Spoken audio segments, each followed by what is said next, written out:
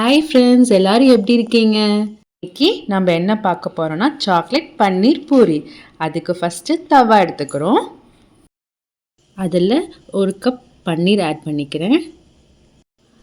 அப்புறம் milk mat இதில் அந்த ஸ்வீட்னஸ்க்காக ஆட் பண்ணுறேன். அப்புறம் நல்லா கிண்டி விடுங்க. அப்புறம் உங்களுக்கு ஸ்வீட்னஸ் போதுன்னா விடுங்க, இல்லைன்னா சுகர் 1 ஸ்பூன் இல்லை 2 ஸ்பூன் உங்களுக்கு ஏற்ற மாதிரி நீங்கள் ஆட் பண்ணிக்கோங்க. நான் 1 ஸ்பூன் சுகர் ஆட் பண்ணிக்கிறேன். நல்லா கிண்டி விட்டிங்கன்னா நம்ம பன்னீர் ரெடி ஆகிடும். அவ்வளோதான், இது ஒரு இடத்துல வச்சுக்கலாம். இதில் டிப் பண்ணுறதுக்காக சாக்லேட் கனாஷ் ரெடி பண்ணி வச்சுருக்கேன். நான் மில்லட் பூரி தான் வாங்கியிருக்கேன்.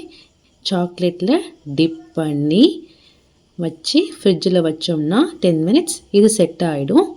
மேலே கார்னிஷ்க்கு நட்ஸ் நான் தூவி விடுறேன்.